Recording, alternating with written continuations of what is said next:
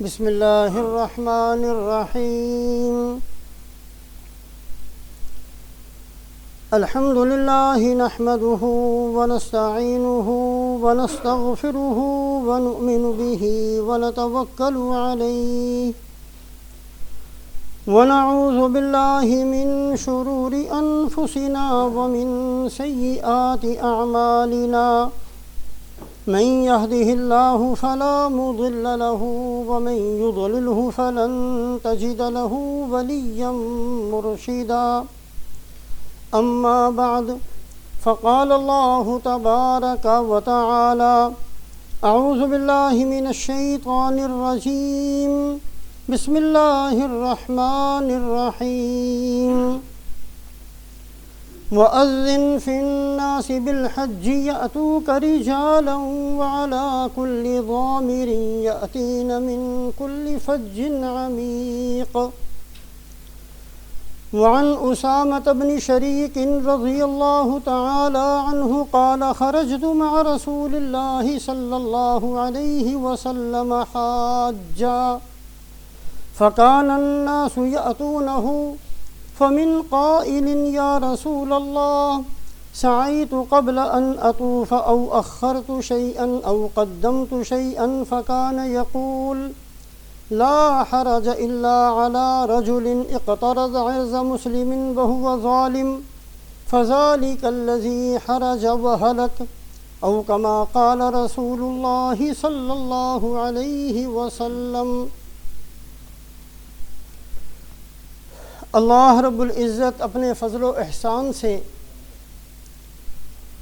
امت مسلمہ میں سے ہر مسلمان کو جنہوں نے حج کیا ہے یا جنہوں نے نہیں کیا بار بار اپنے گھر کی زیارت نصیب فرمائے، اور بار بار اللہ رب العزت رسول پاک علیہ الصلاۃ والسلام کے روضہ مبارک کی زیارت ہر مسلمان کو نصیب فرمائے۔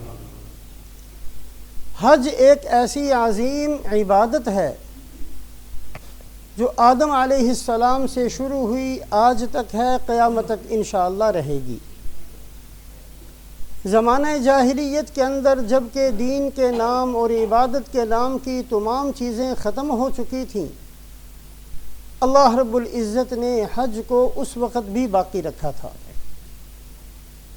اگر کوئی بھی مسلمان بہتر سے بہتر اور حج مقبول اور حج مبرور کرنا چاہتا ہے تو دو حج اس کو اپنے سامنے رکھنے چاہیے۔ ایک وہ حج جو حضرت ابراہیم علیہ السلام نے حضرت جبرائیل علیہ السلام کے ساتھ کیا، اور دوسرا وہ حج جو رسول پاک علیہ الصلاۃ والسلام نے 1,24,000 صحابہ کی مقدس جماعت کے ساتھ کیا۔ رسول پاک علیہ الصلاۃ والسلام کا جو حج ہے، جس کو حجۃ الوداع بھی کہا جاتا ہے، اس حج کے اندر 3 قسم کی چیزیں بہت زیادہ اہم ہیں۔ ایک تو رسول پاک علیہ الصلاۃ والسلام کا سفر حج، مدینہ سے آپ نے سفر شروع فرمایا، واپس مدینہ آنے تک یہ سفر کیسا تھا؟ اس میں اللہ کے نبی صلی اللہ علیہ وسلم نے کن اعمال کو اختیار کیا تھا؟ ایک تو ہر اس بندے کے سامنے آپ صلی اللہ علیہ وسلم کا حج ہونا ضروری ہے جو اچھے سے اچھا حج کرنا چاہتا ہو۔ دوسرا رسول پاک علیہ الصلاۃ والسلام کے خطبات جو آپ نے مینا کے میدان میں یا عرفات کے میدان میں یا غدیر خم کے اندر، یہ آپ صلی اللہ علیہ وسلم کے چند خطبات تھے جو آپ صلی اللہ علیہ وسلم نے امت کی رہنمائی اور ہدایت کے لیے فرمائے۔ وہ ایک ایک جملہ ہر اس بندے کے سامنے ہونا ضروری ہے جو بہتر سے بہتر حج کرنا چاہتا ہو۔ تیسرا رسول پاک علیہ الصلاۃ والسلام کے حج کے سفر میں چند واقعات پیش آئے تھے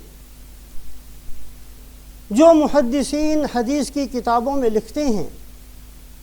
ان واقعات کا علم بھی ہر اس بندے کو ہونا ضروری ہے جو اچھے سے اچھا حج کرنا چاہتا ہو۔ آج کی مختصر سی مجلس میں چند واقعات سامنے رکھے جائیں ایک واقعہ تو بخاری شریف کے اندر ہے، رسول پاک علیہ الصلاۃ والسلام نے جب سفر حج کا ارادہ فرمایا تو آپ نے ایک خطبے کے اندر فرمایا، یا ایھا الناس کتب اللہ علیکم الحج فحجوا، اے لوگو اللہ نے اب حج کو فرض کر دیا۔ حج سن 9 ہجری میں فرض ہوا تھا، تو رسول پاک علیہ الصلاۃ والسلام نے خطبے میں فرمایا کہ اے لوگو اب حج فرض ہو چکا ہے، اب اللہ کے گھر کا حج کرو۔ حضرت اقرع ابن حابس رضی اللہ تعالیٰ عنہ یہ بڑے سرداران مکہ میں سے تھے، فتح مکہ کے اندر مسلمان ہوئے تھے۔ یہ کھڑے ہوئے اور انہوں نے سوال کیا، افی کل عام یا رسول اللہ، اے اللہ کے رسول جو حج فرض ہوا ہے یہ حج اسی طرح فرض ہے کہ ہر سال ہم حج کیا کریں؟ زندگی میں ہر سال حج کرنا پڑے گا؟ تو آپ صلی اللہ علیہ وسلم نے پہلے خاموشی اختیار فرمائی، پھر انہوں نے دوبارہ سوال کیا تو آپ صلی اللہ علیہ وسلم نے فرمایا، لو قلتها نعم لوجبت ولو وجبت لم تعملوا بها ولم تستطيعوا، اگر آج میں نعم کہہ دیتا، ہاں کہہ دیتا، تو یہ حج ہر مسلمان پر حج ہر سال کے لیے فرض ہو جاتا۔ جیسے نماز کسی صورت میں معاف نہیں ہے، ایک آدمی کھڑے ہو کر نہیں پڑھ سکتا، بیٹھ کر پڑھے، مریض پر بھی معاف نہیں، بیٹھ کر نہیں پڑھ سکتا، لیٹ کر پڑھے، اشاروں سے پڑھے، جیسے ہر حالت میں نماز کا پڑھنا فرض ہے، اسی طریقے سے اگر آج میں تیرے سوال کے جواب میں نعم کہہ دیتا تو یہ ہر مسلمان پر قیامت تک کے لیے ہر سال اسی طرح فرض ہو جاتا، ہر حالت میں اسی طرح فرض ہو جاتا جیسے کہ نماز فرض ہے۔ اور اگر فرض ہو جاتا تو تم اس کو نہ کر سکتے۔ اس واقعے کے اندر کیا پتہ چلتا ہے کہ اللہ کے نبی صلی اللہ علیہ وسلم کی زبان مبارک سے جو لفظ نکل جائے، نعم نکل جاتا۔ اللہ کے نبی صلی اللہ علیہ وسلم کی زبان مبارک کتنی عظمت والی ہے، آپ کی زبان مبارک سے نکلے ہوئے الفاظ کا نام دین ہے، شریعت ہے۔ ایک مسلمان بڑی آسانی سے آج کہہ دیتا ہے جی سنت ہی تو ہے۔ سنت کی اہمیت کو سمجھنا ہو تو اس جملے سے سمجھا جائے۔ حضرت اقرع ابن حابس نے جب یہ پوچھا کہ ہر سال حج کریں، فرمایا اگر نعم کہہ دیتا تو ہر مسلمان پر قیامت تک کے لیے ہر سال ہر حالت میں حج کرنا فرض ہو جاتا۔ رسول پاک علیہ الصلاۃ والسلام کی زبان مبارک سے جو نکل جائے، جس چیز کو آپ صلی اللہ علیہ وسلم نے اختیار فرما لیا، اس کا نام سنت ہے۔ اور بخاری شریف کے اندر ایک مرتبہ آپ نے فرمایا، بخاری شریف کے اندر یہ روایت ہے، آپ نے فرمایا میری ساری امت جنت میں چلی جائے گی، نافرمانی کرنے والا، انکار کرنے والا جنت میں نہیں جائے گا۔ صحابہ نے کہا یا رسول اللہ انکار کرنے والا کون؟ کہا جس نے میری نافرمانی کی وہ انکار کرنے والا ہے۔ اور فرمایا قرب قیامت کے اندر ایسا وقت آئے گا کہ میری امت کے اندر ایک بدبخت آدمی، الا یوشک رجل شبعان علی اریکتہ یقول علیکم بہذا القرآن، ایک آدمی بہت موٹے پیٹ والا اپنی جگہ پر بیٹھ کر کہے گا قرآن پر عمل کرو، قرآن پر عمل کرو۔ حالانکہ اللہ کے نبی صلی اللہ علیہ وسلم کا فرمان بھی ایسا ہی ہے جیسے اللہ کا فرمان ہے۔ جس چیز کو اللہ حلال کہہ دے وہ حلال، جس کو اللہ حرام کہہ دے وہ حرام۔ اسی طریقے سے اللہ کے نبی صلی اللہ علیہ وسلم جس چیز کو فرض فرما دیں وہ فرض، جس کو فرما دیں کہ یہ فرض نہیں ہے وہ فرض نہیں ہے۔ سنتوں کا مذاق اڑایا جائے گا، سنتوں کو چھوڑا جائے گا، ان کی اہمیت کو کم کرنے کی کوشش کی جائے گی۔ لوگ آئیں گے اور کہیں گے علیکم بہذا القرآن، صرف قرآن پر عمل کر لو، حالانکہ سنت پر عمل کرنا بھی اتنا ہی ضروری ہے۔ اللہ کے نبی صلی اللہ علیہ وسلم نے فرمایا اگر میں آج ہاں کہہ دیتا تو حج ہر مسلمان پر ہر سال ہر حالت کے اندر فرض ہو جاتا۔ عبد الملک ابن مروان بادشاہ تھا، مجلس کے اندر لطیفے قصے کہانیاں چل رہی تھی، ایک آدمی بڑا افسردہ منہ بنا کر ایک طرف بیٹھا ہوا تھا۔ کہ بھائی تمہیں کیا ہوا؟ کہا میں اپنے گناہوں کو سوچ رہا ہوں تو مجھے اپنے سے بڑا کوئی گناہ گار نظر نہیں آتا، اس لیے مجھے کسی بات پر خوشی نہیں ہے۔ کہا بڑے بڑے گناہ گار ہیں دنیا کے اندر، کہا نہیں مجھ سے بڑا کوئی نہیں۔ عبد الملک کہنے لگا اچھا یہ بتاؤ کہ تمہارا گناہ بڑا ہے یہ بڑے بڑے پہاڑ بڑے ہیں؟ کہا جی نہیں، پہاڑ بہت چھوٹے ہیں، میرا گناہ بہت بڑا ہے۔ وہ کہنے لگا تیرا گناہ بڑا ہے کہ زمین بڑی ہے؟ کہا نہیں میرا گناہ بڑا ہے۔ وہ کہنے لگا تیرا گناہ بڑا ہے یا آسمان بڑے ہیں؟ کہنے لگا نہیں میرا گناہ بڑا ہے۔ اس نے کہا تیرا گناہ بڑا ہے یا اللہ کا عرش بڑا ہے؟ کہا نہیں میرا گناہ اللہ کے عرش سے بھی بڑا ہے۔ اس نے کہا اچھا یہ بتاؤ کہ اللہ کی رحمت بڑی ہے کہ تیرا گناہ بڑا ہے؟ اس پر وہ خاموش ہو گیا۔ عبد الملک نے کہا بتاؤ تو صحیح تمہارا گناہ ہے کیا؟ کہا میں قبر کھودنے والا آدمی ہوں، گورکن جو قبریں کھودتے ہیں۔ کسی مردے کو دفن کرنے کے لیے قبر کھودی، پہلے سے کوئی مردہ وہاں دفن تھا۔ جب میں نے کھودی میں نے دیکھا کہ ایک مردہ اندر موجود ہے اور اس کے اوپر آگ کی میخیں گڑی ہوئی ہیں اور اس کو گاڑ دیا گیا ہے زمین پر آگ کی میخوں کے ساتھ۔ میں نے جلدی سے قبر کو بند کیا، باہر نکلنے لگا، اندر سے آواز آئی پوچھو تو صحیح کہ اس کا گناہ کیا تھا؟ میں نے کہا نہیں میں نے نہیں پوچھنا، پوچھے وہ جو خود نیک آدمی ہو، میں خود گناہ گار آدمی، مجھے کیا ضرورت ہے کسی کی گناہ کو پوچھنے کی؟ میں نے نہیں پوچھنا۔ کہا چلو نہیں پوچھتے تو ہم بتا دیتے ہیں، یہ وہ آدمی ہے جو لوگوں کا مال دبا لیا کرتا تھا، اس کی یہ سزا ہے، اس کے اوپر آگ کی میخیں گاڑ دی گئی ہیں۔ پھر میں نے کسی موقع پر ایک قبر کو کھولا، وہ آگ سے بھری ہوئی تھی، پھر میں نے جلدی سے اس کو بند کیا، پھر اندر سے آواز آئی پوچھو تو صحیح اس کا گناہ کیا ہے؟ میں نے کہا نہیں میں نے نہیں پوچھنا، اس لیے کہ میں خود گناہ گار آدمی ہوں، جو خود گناہ گار نہ ہو وہ پوچھے لوگوں کے گناہوں کو، میں نے نہیں پوچھنا۔ کہ چلو ہم بتا دیتے ہیں، یہ جوا کھیلنے والا بندہ تھا۔ پھر میں نے ایک قبر کو کھودا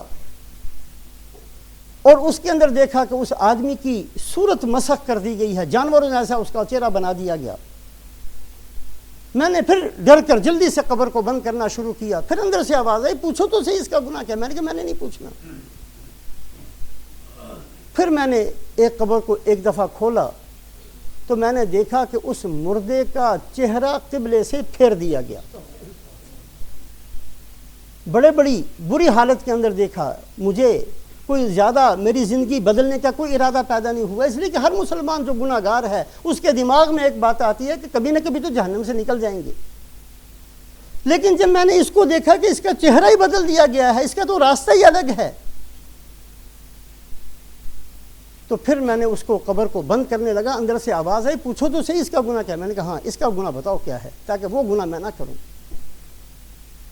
جس کا چہرہ بدل دیا گیا اس کا تو دین ختم ہو گیا، اس کا تو مطلب یہ ہوا کہ اس کا خاتمہ ایمان پر نہیں ہے، اس کا راستہ الگ کر دیا گیا ہے۔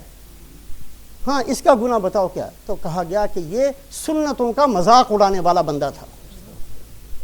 حضرت امام اوزاعی جو بہت بڑے محدث ہیں وہ فرماتے ہیں کہ جو بندہ دنیا کے اندر سنتوں کا مذاق اڑائے اگر وہ مر جائے، میں قسم کھا کر کہتا ہوں اس کی قبر کو کھول کر دیکھو اس کا چہرہ پھیر دیا گیا ہوگا۔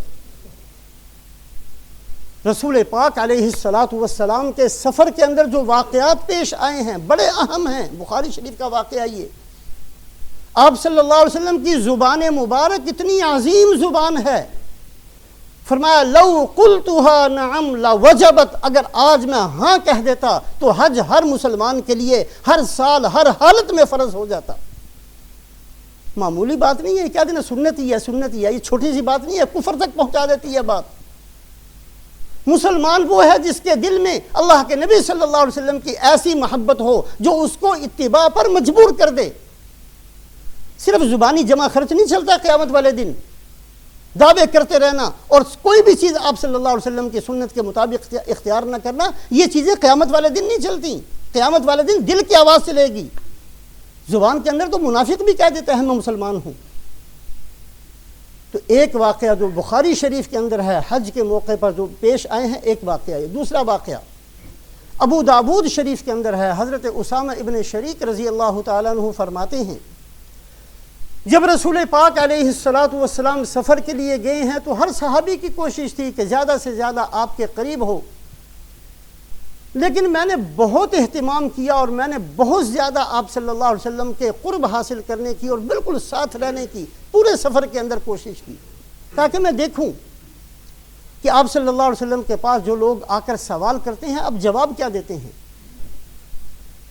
بہت بندے آئے سوال کرنے کے لیے، فکان الناس یاتون، لوگ آتا تھا، ایک آتا تھا، دوسرا آتا تھا، تیسرا آتا تھا، اور اکثر لوگوں نے جو سوال کیا وہ یہ کیا، کسی نے کہا یا رسول اللہ میں نے طواف نہیں کیا، پہلے صحیح کر لی، طواف میں نے بعد میں کیا۔ کوئی کہتا کہ یہ ترتیب، کوئی چیز پہلے کرنی چاہیے تھی وہ میں نے بعد میں کی، جو بعد میں کرنی چاہیے تھی وہ مجھ سے پہلے ہو گئی۔ ایسے سوال کرنے والے بہت تھے۔ فَكَانَ يَقُولُ لَا حَرَجْ إِلَّا عَلَى رَجُلٍ اقْتَرَضَ عِرْضَ مُسْلِمٍ وَهُوَ ظَالِمٌ۔ ہر ایک کے جواب میں رسول پاک علیہ الصلوۃ والسلام فرماتے کوئی بات نہیں، اگر آگے پیچھے ہو گیا ہے اس کی تلافی ہو سکتی ہے۔ حج کے اندر جنایات کا ایک باب ہے، کچھ ایسے کام جو حدود حرم کے اندر نہیں ہونے چاہیے اور کچھ ایسے کام جو حالت احرام کے اندر نہیں ہونے چاہیے، اگر کسی سے ہو جائیں، کسی پر صدقہ ہے، کسی پر دم ہے، کسی نہ کسی صورت میں تلافی ہو جاتی ہے۔ آپ صلی اللہ علیہ وسلم ہر ایک کے جواب میں فرماتے لا حرج، کوئی بات نہیں، یہ ہو گیا ہے اس کی تلافی ہو جائے گی۔ ہاں اگر حرج کی پوچھتے ہو تو حرج اس آدمی کے لیے ہے جس نے کسی مسلمان کی عزت کو خراب کیا۔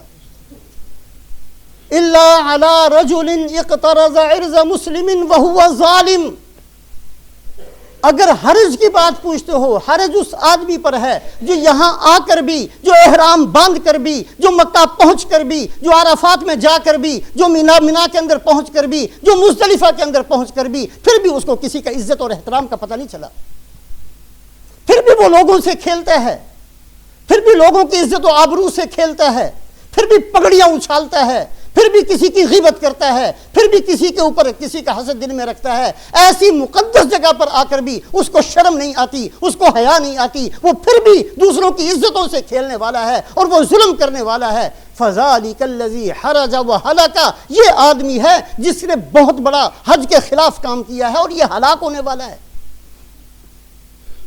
ابو داؤد شریف کے اندر یہ قصہ ہے۔ حضرت اسامہ ابن شریک کہتے ہیں بہت بندوں نے آ کر سوال کیا، کسی سے کوئی چیز پہلے ہو گئی تھی، کسی سے بعد میں ہوئی، کسی نے تقدیم کی، کسی نے تاخیر کی، سب کے جواب میں رسول پاک علیہ الصلوۃ والسلام فرماتے رہے لا حرج لا حرج، کوئی بات نہیں، جتنے تم کہتے ہو ان میں سے ہر ایک کی تلافی ہو جائے گی، اگر تلافی نہیں ہوگی تو اس چیز کی نہیں ہوگی۔ رش کے اندر ایک آدمی کو غصہ چڑھتا ہے، دوسرے کو دھکا دے دیا، وہ دھکا دیا وہ پتہ نہیں چلا کہاں، معافی بھی کہاں سے مانگو گے جا کر، بعد میں خیال آ بھی گیا تو کیا کرو گے اس کا؟ قیامت والے دن اگر اس نے گریبان پکڑ لیا کہ اس نے مجھے دھکا دیا تھا، میں نیچے گر گیا تھا، مجھے زخم آ گیا تھا، ایسے آدمی اپنے آپ سے باہر ہو جاتے ہیں، خیال ہی نہیں رہتا کہ ہم حالت احرام کے اندر ہیں، ہم مکہ کی مقدس زمین کے اندر ہیں، ہم حرم کے اندر ہیں، ہم مسجد حرام کے اندر ہیں، ہم مینا کے میدان کے اندر ہیں، ہم مزدلفہ کے میدان کے اندر ہیں، ہم عرفات کے میدان کے، کچھ کسی چیز کا خیال نہیں۔ لڑنے پر آتے ہیں تو ایک روٹی پر لڑائی شروع کر دیتے ہیں، لڑنے پر آتے ہیں تو ایک گلاس پانی پر لڑ پڑتے ہیں، لڑنے پر آتے ہیں تو ایک کپ چائے کے اوپر لڑ پڑتے ہیں، اور ایسا لڑتے ہیں کہ دیکھنے والا حیران ہو جاتا ہے کہ حج کرنے آئے تھے کہ لڑائی کرنے آئے تھے۔ تو رسول پاک علیہ الصلوۃ والسلام کا حج، آپ صلی اللہ علیہ وسلم کے خطبات اور آپ کے واقعات۔ تیسرا واقعہ، رسول پاک علیہ الصلوۃ والسلام میدان عرفات میں خطبہ دیا، اس کے بعد الیوم اکملت لکم دینکم واتممت علیکم نعمتی ورضیت لکم الاسلام دینا، یہ آیت شریفہ نازل فرمائی اللہ پاک نے کہ آج ہم نے دین مکمل کر دیا ہے۔ رسول پاک علیہ الصلوۃ والسلام کا خطبہ سننے کے لیے سارے صحابہ بڑے متوجہ تھے۔ دوران خطبہ ختم ہونے لگا، ایک صحابی جو سواری پر بیٹھے خطبہ سن رہے تھے وہ نیچے گرے، ان کا انتقال ہو گیا، موت ہوئی، فوراً سواری سے نیچے گر گئے۔ آپ صلی اللہ علیہ وسلم نے صحابہ سے فرمایا اس کو غسل تو دے دو، لیکن اس کو کفن اسی احرام کی حالت میں ہی دینا، جو حالت احرام کی پابندیاں ہیں وہ باقی رکھنا، کفن کے ساتھ خوشبو لگائی جاتی ہے، اس کو نہ لگانا، کفن کے اندر سر اور چہرے کو ڈھانپ دیا جاتا ہے، اس کا سر اور اس کا چہرہ نہ ڈھانپنا، اس کو انہی احرام کی حالت میں دفن کر دینا، یہ قیامت والے دن اٹھے گا تو یہ لبیک اللہم لبیک لبیک لا شریک لک لبیک یہ کہتے ہوئے اٹھے گا۔ جس حالت میں بندہ مرتا ہے اسی حالت میں حشر ہونا ہے۔ اگر یہ کہتے ہوئے مر گئے میری زمین اس کو دے دینا، میری چوڑیاں اس کو دے دینا، میرا مکان اس کو دے دینا، تو یہی بکواس کرتے ہوئے قبروں سے اٹھنا ہے۔ وَلَا تَمُوتُنَّ إِلَّا وَأَنْتُمْ مُسْلِمُونَ، ہرگز نہ مرنا مگر اسلام کی حالت میں۔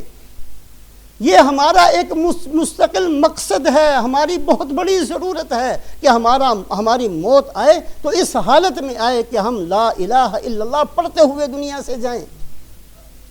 اس کے لیے ایک کوشش ہے، ایک محنت ہے۔ آپ نے فرمایا اگر یہ چاہتے ہو کہ تمہارا حشر اسلام اور دین کی حالت میں ہو تو ساری زندگی اسلام اور دین کے ساتھ گزارنا۔ تحشرون کما تموتون، تمہارا حشر ویسے ہی ہوگا جیسی موت آئے گی، وتموتون کما تحیون، اور تمہاری موت ویسے ہی آئے گی جیسی زندگی گزرے گی۔ ناممکن ہے کہ ایک آدمی ساری زندگی تو خدا کو اٹھا کر ایک طرف رکھ دے، قرآن کو اٹھا کر ایک طرف رکھ دے، اور دین، اور جب موت آئے تو اس کی موت ایسے آئے کہ پورا قرآن اس کے سامنے ہو، ایسا نہیں ہوتا۔ یہ واقعہ بھی اہم ترین واقعہ تھا جو رسول پاک علیہ الصلاۃ والسلام کے حج میں پیش آیا۔ ایک اور واقعہ پیش آیا جب مغرب کا وقت ہوا عرفات کے اندر، بغیر مغرب کی نماز پڑھے ہوئے یہاں سے چلنا ہے مزدلفہ کی طرف۔ رسول پاک علیہ الصلاۃ والسلام نے مزدلفہ کی طرف جانے میں تھوڑی سی تاخیر فرمائی، حالانکہ حکم یہ ہے کہ جب سورج غروب ہو جائے چلے جاؤ۔ اب صحابہ انتظار میں ہیں، صحابہ خاموش ہیں کہ جب آپ نکلیں گے ہم آپ کے ساتھ ہوں گے۔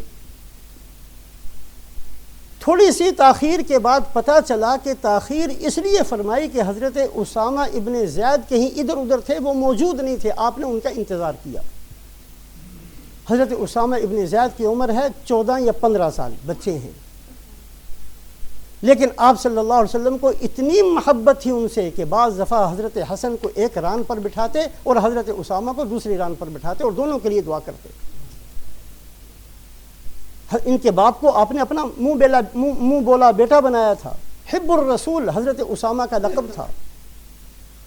عمر چھوٹی تھی، چہرے پر ماتا کے داغ تھے، ناک چپٹی تھی، رنگ کالا تھا۔ جب وہ تشریف لائے آپ نے فرمایا کہ چلو بھائی۔ کچھ بندے وہاں موجود تھے، انہوں نے جب یہ سارا منظر دیکھا انہوں نے کہا اس لڑکے کے لیے آپ صلی اللہ علیہ وسلم نے ہم سب کو روکا، ہم بڑے بڑے لوگ ہیں، اس کے لیے ہمیں روکا۔ حضرت عروہ ابن مسعود فرمایا کرتے تھے کہ یہ جو 2-3 بندے یہ لفظ کہنے والے تھے، حضرت صدیق اکبر رضی اللہ تعالیٰ عنہ کا زمانہ آیا، فتنہ ارتداد، ایک ارتداد، لوگ مرتد ہوئے، کچھ لوگوں نے زکوٰۃ دینے سے انکار کیا، کچھ نے اسلام ہی چھوڑ دیا، جو مرتد ہوئے۔ ان مرتد ہونے والوں میں یہی بندے تھے جنہوں نے اس وقت اعتراض کیا تھا۔ حضرت عروہ ابن مسعود فرماتے ہیں 2 وجہ بنی، ایک اللہ کے نبی پر اعتراض۔ آج بعض لوگ ہم میں سے بھی سنت پر اعتراض کر دیتے ہیں، یہ ایمان کو سلب کر دینے والی چیز ہے۔ اللہ کے نبی ٹھہرے تھے تو آپ کا ٹھہرنا بھی دین تھا، آپ نے تاخیر فرمائی تھی تو یہ بھی دین تھا۔ لیکن ان بد نصیبوں کی زبان سے جب یہ نکلا اعتراض کے طور پر کہ اللہ کے نبی نے اس کی وجہ سے تاخیر فرمائی، یہ اعتراض ہوا سرکار پر۔ اور دوسری وجہ یہ کہ یہ ایک مسلمان کی تحقیر ہوئی، اللہ کے نبی تو اس کو اپنا محبوب کہیں اور یہ دوسرا بندہ اٹھ کر اس پر اعتراض کرے۔ ایک مسلمان کی بے عزتی کی وجہ سے یا اللہ کے نبی صلی اللہ علیہ وسلم پر اعتراض کی وجہ سے جو فتنہ ارتداد کے اندر جو لوگ مرتد ہوئے، جن کا دنیا کے اندر ہی اللہ نے فیصلہ کر دیا کہ یہ اسلام پر نہیں جی سکتے اور اسلام پر نہیں مر سکتے، ان میں سے یہی بد نصیب لوگ تھے۔ یہ واقعہ بھی پیش آیا۔ ایک اور واقعہ، رسول پاک علیہ الصلاۃ والسلام مزدلفہ سے منا تشریف لے گئے، آپ نے کنکریاں ماری۔ اس کے بعد رسول پاک علیہ الصلاۃ والسلام نے قربانی کی۔ 100 اونٹ تھے جو آپ صلی اللہ علیہ وسلم نے اس دن قربان کیے ہیں۔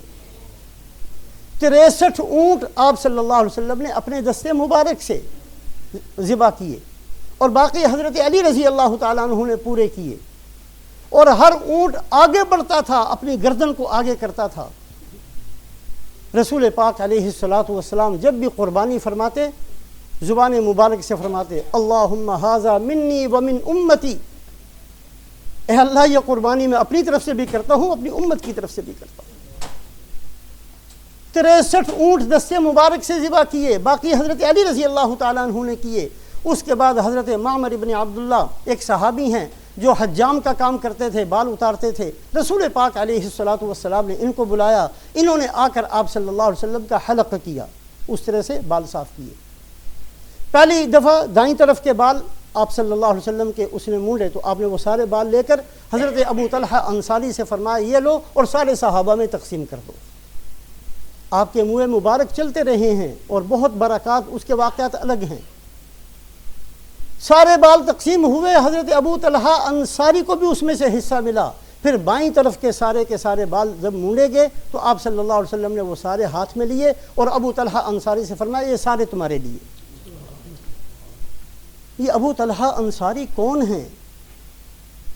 یہ ابو طلحہ انصاری وہی انصاری صحابی ہیں، ان کا بہترین قسم کا باغ مسجد نبوی کے ساتھ، بہترین پانی، بہترین درخت اس کے اندر، آپ صلی اللہ علیہ وسلم بھی کبھی کبھی تشریف لے جایا کرتے۔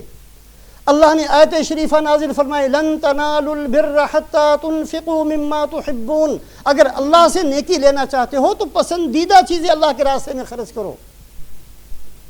یہ جو عادتیں بن گئی ہیں، جوتا گھس گیا ہے پاکستان بھیج دو، کپڑے کسی عورت نے پہن کر پرانے کر دیے، چلو اب جو ہے میری وہ کزن ہے وہ پہن لے گی، پاکستان بھیج دو۔ یہ گری پڑی چیزیں، یہ عیب دار چیزیں، یہ گندی قسم کی چیزیں، پھینکنے والی چیزیں اللہ کے راستے میں دے دو، مسجد میں جا کر چھوڑاؤ۔ اللہ نے فرمایا لن تنالوا البر حتى تنفقوا مما تحبون، اللہ کے راستے میں دینا ہے، اللہ کے لیے نہیں دینا، اپنے لیے دینا ہے، اچھی سے اچھی چیز دو۔ یہ صحابی خدمت اقدس میں حاضر تھے، آیت شریفہ سنتے ہی فرمایا یا رسول اللہ اس وقت سب سے زیادہ قیمتی چیز میرے پاس یہی باغ ہے، میں اس کو اللہ کے راستے میں دیتا ہوں۔ آپ نے بہت زیادہ خوشی کا اظہار فرمایا، یہ یہیں سے اٹھے، اپنے باغ کے اندر گئے، فیملی اندر تھی، گھر والے اندر تھے، خود اندر نہیں گئے اور اپنی بیوی کو آواز دے کر کہا باہر آ جاؤ، یہ اب باغ ہمارا نہیں، ہم اللہ کے لیے دے چکے۔ یہی وہ صحابی ہیں، رات کو مہمان آپ صلی اللہ علیہ وسلم صحابہ میں تقسیم کر دیتے، یہ بھی مہمانوں کو لے کر گئے ہیں اور گھر میں جا کر بیوی سے پوچھا کچھ کھانے کے لیے ہے؟ جی کچھ نہیں ہے کھانے کے لیے، بچوں کے لیے کچھ رکھا، بچوں کو بہلا کر سلا دو اور تم بھی بیٹھ جانا، میں بھی بیٹھ جاؤں گا، ہم منہ چلاتے رہیں گے، ہاتھ چلاتے رہیں گے، چراغ تم بجھا دینا، مہمان یہ سمجھے کہ ہم کھانا کھا رہے ہیں، کھانا سارے کا سارا مہمان کو کھا لینے دینا تاکہ ان کا پیٹ بھر جائے۔ صبح فجر میں نماز میں پہنچے تو پہلے سے اللہ کے نبی پر وحی آ چکی، وَيُؤْثِرُونَ عَلَىٰ أَنفُسِهِمْ وَلَوْ كَانَ بِهِمْ خَصَاصَةٌ، اللہ کے نبی نے فرمایا اے ابو طلحہ تیرا رات والا عمل تو اللہ کو بہت ہی پسند آیا، تیرے بارے میں قرآن اتار دیا۔ رسول پاک علیہ الصلاۃ والسلام کی لحد مبارک کھودنے کی فضیلت بھی انہی کو ملی ہے، انہی کے ہاتھوں سے آپ صلی اللہ علیہ وسلم کے روضہ اقدس کے اندر جو آپ کی لحد مبارک کھودی گئی ہے وہ ابو طلحہ انصاری نے کھودی ہے۔ تو ایک طرف کے سارے بال رسول پاک علیہ الصلاۃ والسلام نے حضرت ابو طلحہ انصاری کو دیے اور دائیں طرف کے بال سب میں تقسیم کیے گئے اور ان میں سے حضرت ابو طلحہ انصاری کو بھی حصہ ملا۔ بہت سارے واقعات اس سفر کے اندر پیش آئے، ایک واقعہ یہ بھی پیش آیا، رسول پاک علیہ الصلاۃ والسلام جب روحہ پہنچے ہیں، آپ صلی اللہ علیہ وسلم نے ذوالحلیفہ کے اندر 5 نمازیں پڑھی تھی، احرام باندھا تھا، پھر پہلا قیام آپ نے روحہ میں کیا تھا، ایک جگہ تھی، ایک بستی تھی چھوٹی سی، وہاں پہنچے تو وہاں کے کچھ لوگ آ کر جنہوں نے حج کے اندر شریک ہونا تھا وہ اس قافلے کے ساتھ شریک ہو گئے۔ ایک عورت نے ایک اپنا چھوٹا سا بچہ اوپر کیا ہاتھوں سے اٹھا کر تاکہ آپ صلی اللہ علیہ وسلم کی نگاہ مبارک اس بچے پر پڑ جائے، اور کہا یا رسول اللہ علی ھذا حج، میں بھی اور ہم آپ کے ساتھ قافلے میں جا رہے ہیں، اس بچے کی طرح اس بچے پر بھی حج ہے؟ آپ نے فرمایا کہ ہاں لیکن اجر اس کا تجھے ملے گا، حج اس کا ہو جائے گا لیکن اجر تجھے ملے گا، یہ بالغ ہوگا دوبارہ اس کو کرنا پڑے گا۔ والدین جو اپنے بچوں کی تربیت کرتے ہیں ان کو کوئی بھی نیکی سکھاتے ہیں، ان کو کوئی بھی اللہ کا حکم سکھاتے ہیں، کوئی بھی سنت سکھاتے ہیں، کوئی بھی قرآن کی آیت سکھاتے ہیں، اس کا اجر جب تک وہ بچے زندہ رہیں گے اس کا اجر ان والدین کو پہنچتا رہے گا۔ آپ صلی اللہ علیہ وسلم نے فرمایا بندہ مر جاتا ہے، صدقہ جاریہ کیا ہے وہ اجر و ثواب باقی بچے گا، کسی کو دین سکھایا ہے وہ اجر و ثواب باقی بچے گا، اور اگر او ولد یدعو لہ، اگر کسی نے نیک اولاد چھوڑی ہے وہ ایصال ثواب نہ بھی کریں پھر بھی ان والدین کو اس کا اجر و ثواب پہنچتا رہتا ہے۔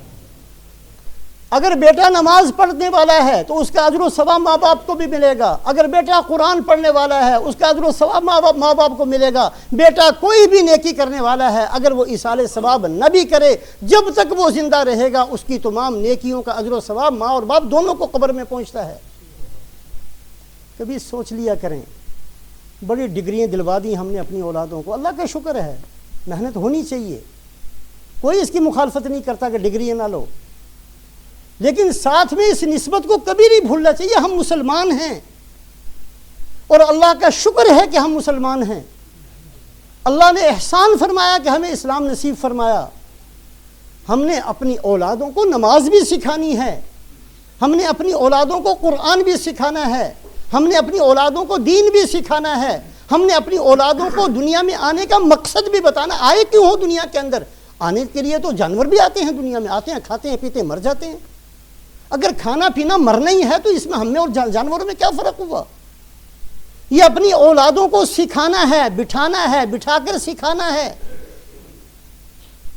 اولاد کی تعلیم و تربیت، آپ صلی اللہ علیہ وسلم نے فرمایا کل مولود یولد علی الفطرہ فابواہ یہودانہ وینصرانہ ویمجسانہ، اللہ تو ہر بچے کو بہترین مسلمان حالت میں پیدا فرماتے ہیں، ماں باپ اس کو بگاڑتے ہیں۔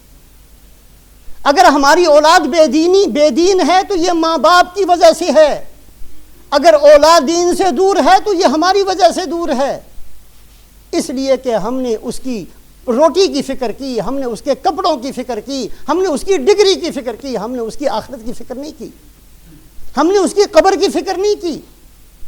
تو یہ واقعہ بھی پیش آیا، بہت سارے واقعات جو صحیح حدیث کی کتابوں میں، جو بندہ بھی صحیح حج کرنا چاہتا ہے، حضرت ابراہیم علیہ السلام کا سارا حج اس کے سامنے ہو، رسول پاک علیہ السلام کے حج کا سفر بھی اس کے سامنے ہو، وہ آپ کے خطبات بھی اس کے سامنے ہو، اور واقعات جو دوران سفر پیش آئے تھے وہ بھی اس کے سامنے ہو، تو پھر جو حج کرے گا انشاءاللہ اس کا حج بہترین ہوگا۔ اللہ ہمیں بار بار ایسے مقبول اور مبرور حج کی توفیق نصیب فرمائے۔